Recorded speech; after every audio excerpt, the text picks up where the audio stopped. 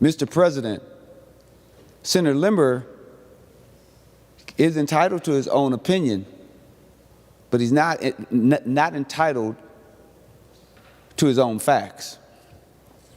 And I know that sometimes people get direction from other individuals from on the federal level, and then it seems to seep its way down into the state.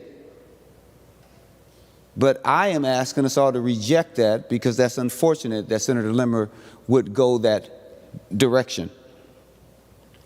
Senator Limmer wants to talk about who contacted him, and in fact, he tried to change the facts of what Senator Little did witness.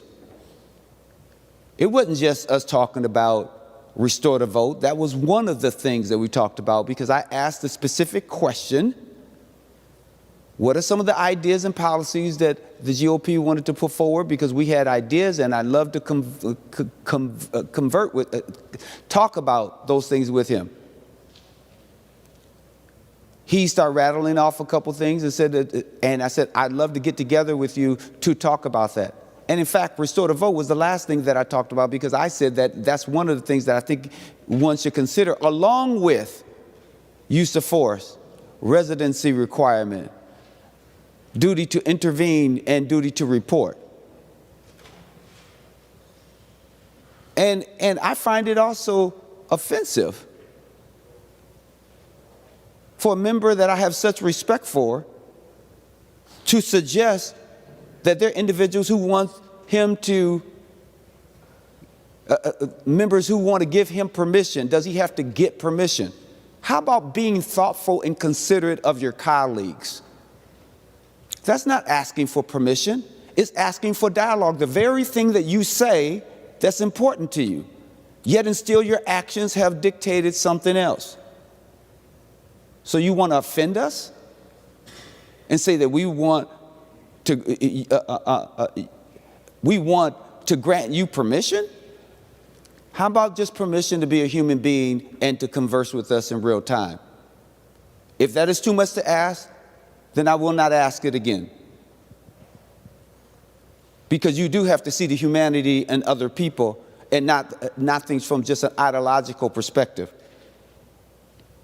What we are rejecting, since you want to talk about George Floyd, and you said that you thought that there would be more participation, what made you think that? Was it because of the fact that you thought that your ideas were more important than conversing with us, and therefore you have the answer to what's important for little old me or the communities that we serve? So if I sound a little challenged right now, it is because I am challenged, because you have offended me and you have offended the people that I serve.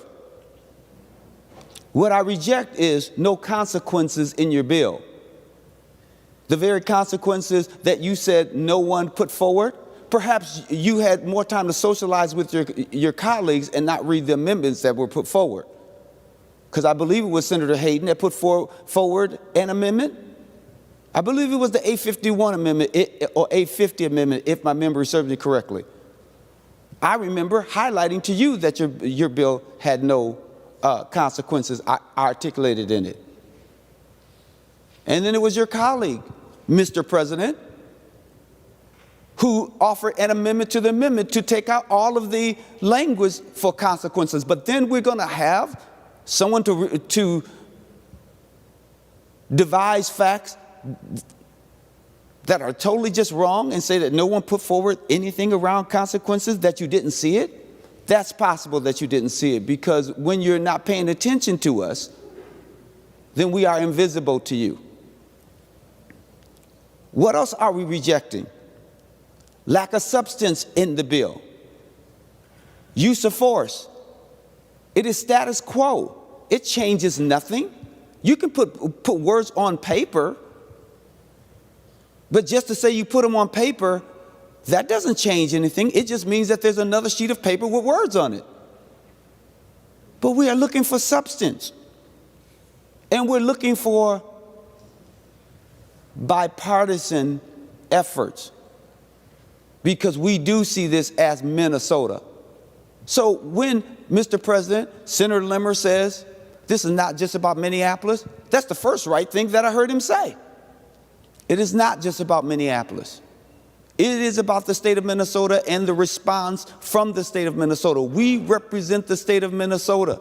We did not come to St. Paul only to represent the interests of Minneapolis.